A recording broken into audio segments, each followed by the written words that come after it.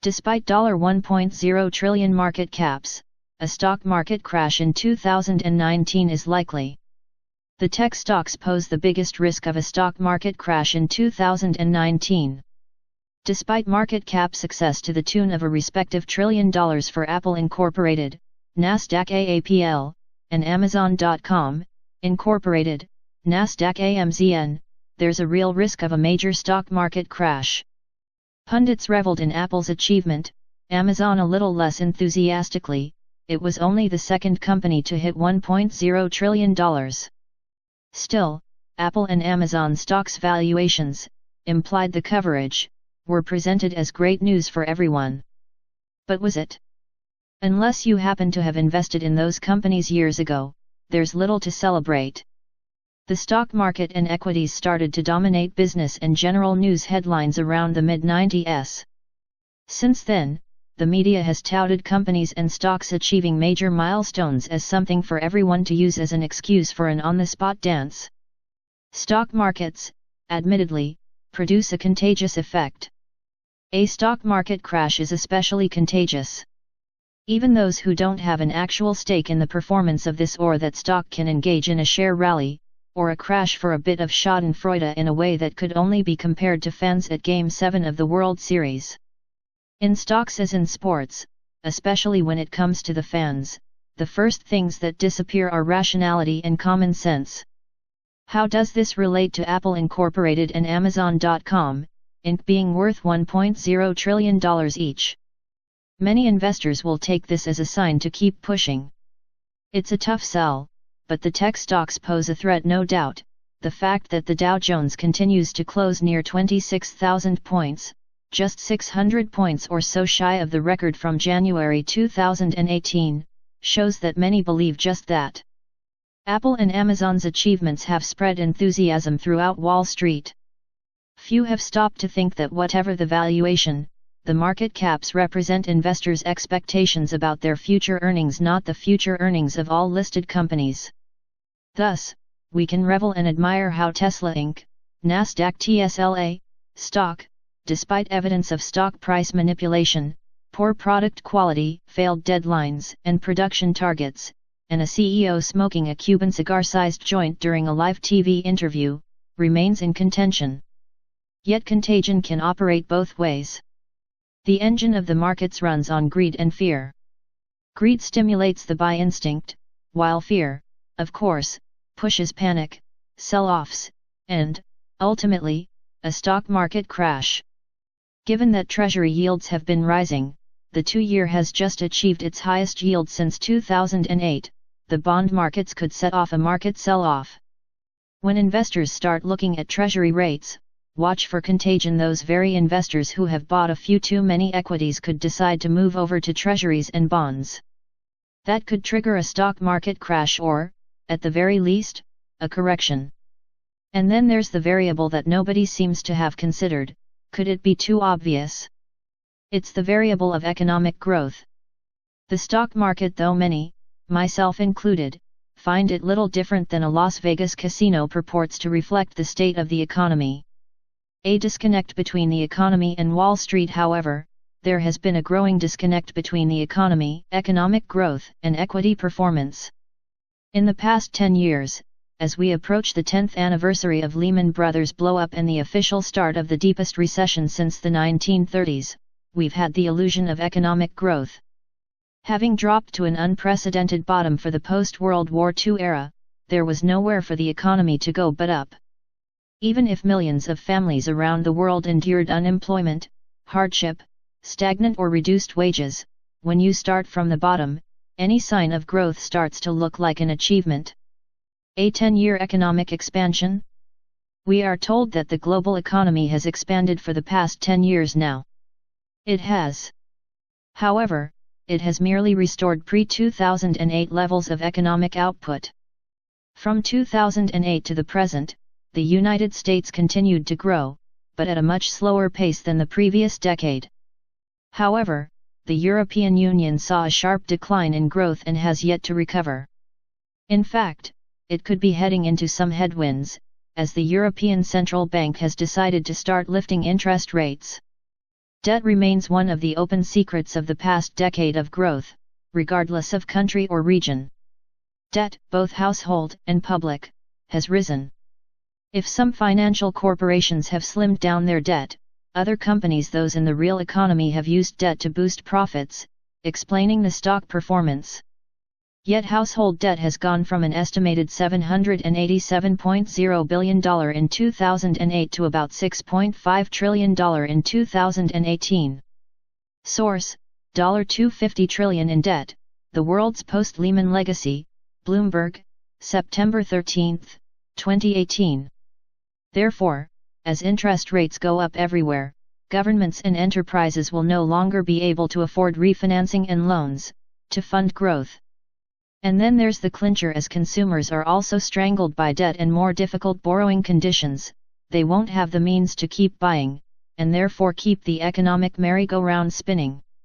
The economy, despite the magic formulas that economists like to use, still runs on basics. If people have the means to consume, they allow companies to earn profits. Without profits, the stock markets suffer. This does not bode well for stocks in 2019. The fate of the markets hangs in the balance of monetary flow and growth. If money is tight, then economic growth and equity valuations suffer. It may be time to pull out of FANG stocks. One of the sectors to watch closely is tech. Technology stocks continue to dominate Wall Street. It's only logical to expect that a loss of confidence in one or more tech companies could trigger a stock market crash. As noted earlier, Amazon and Apple have both joined the trillion-dollar club in market capitalization.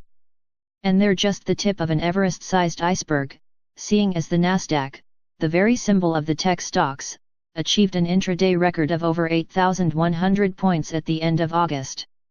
Facebook, Incorporated, Nasdaq FB, Amazon, Apple, Netflix, Incorporated, Nasdaq NFLX, and Google, now Alphabet Inc. Nasdaq Goog, stocks, the FANG stocks, and their Chinese counterparts, such as Baidu Inc., Nasdaq BIDU, and Alibaba Group Holding Ltd., NYSE Baba, remain popular with investors all over the world.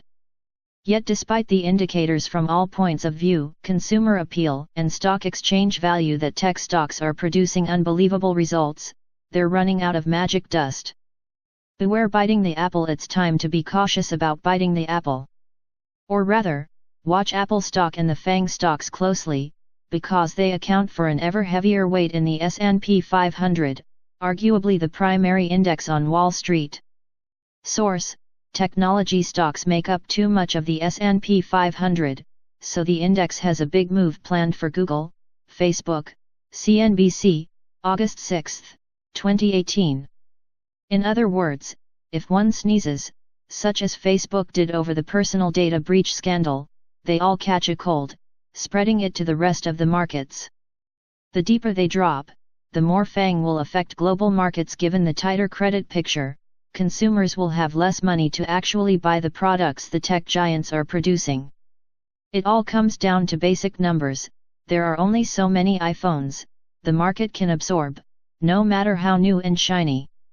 And Apple Incorporated, perhaps the very face of American technology and market prosperity, has become exceedingly reliant on iPhones for earnings by as much as 50%. Simply put, the general economic situation can no longer allow the tech giants, the FANG, to grow at the same pace as before. The inhabitants of the earth are limited and their money supply is being cut short. Google has already gone everywhere it can, and so has Facebook. Trump's anti-China tariffs and attitude aren't going to help the social media giants to gain access to the Chinese market, and Amazon faces competition from Alibaba. It might be prudent for investors to avoid being greedy, start locking in their profits, and look for other sources of earnings. Better yet, in the current climate, they might want to start looking for ways to protect their savings and consider the good old traditional assets that never go out of style. Like gold, for example. Are we financial crisis proof? It could be bigger than the last one. Lehman Brothers collapse 10 years ago led US into a financial crisis on September 15, 2008. Just about a decade ago, Lehman Brothers Holdings Incorporated, a well-known financial institution, collapsed as it filed for bankruptcy. This sent waves of uncertainty across the globe. A financial crisis was upon us. Why? Because no one really expected a behemoth bank like Lehman Brothers to collapse. I personally will not forget that day. I can clearly remember how things turned out. Investors panicked, stock markets tumbled, and all of a sudden, we started to hear questions like, will other banks collapse, too? News channels ran stories about how Americans were lining up in front of the banks to take their money out. Bank runs were also a possibility. Mind you, at that time, the US economy was already in a recession. Unemployment was increasing. It was so bad that then President George W. Bush had to try to calm Americans. I know Americans are concerned about the adjustments that are taking place in our financial markets, Bush said during a news conference.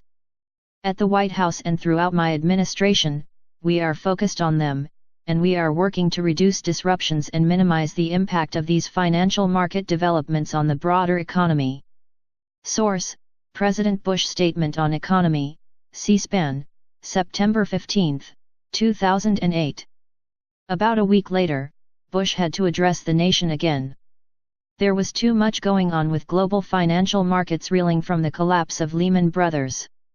I remember listening to the address very carefully and asking, what's next? In that address, Bush promised funding. He pretty much said, and I paraphrase, the US government will do whatever it can to save the US financial system and the economy. From there, the Federal Reserve stepped up. It started to print money and dropped its benchmark interest rate to zero. We have come a long way since. There's really no panicking at the moment. In fact, investors are bullish and have driven the US stock market to all-time highs. The US economy looks like it's back on its feet. If you look at the gross domestic product, GDP, growth rate, it looks solid on the surface. Unemployment is hovering around the lowest level in decades and corporate profits are rising. Are we financial crisis proof? However, one has to wonder if we are financial crisis proof. Sadly, we may not be. Do you know what caused the collapse of Lehman Brothers, ultimately plunging the entire global financial system into crisis? It was derivatives. Derivatives are essentially contracts between two parties that are based on some asset. During the crisis of 2008, it was the derivatives on the US housing market that created all the mess. And it looks like we haven't really learned much. The value of derivatives has soared since the last crisis.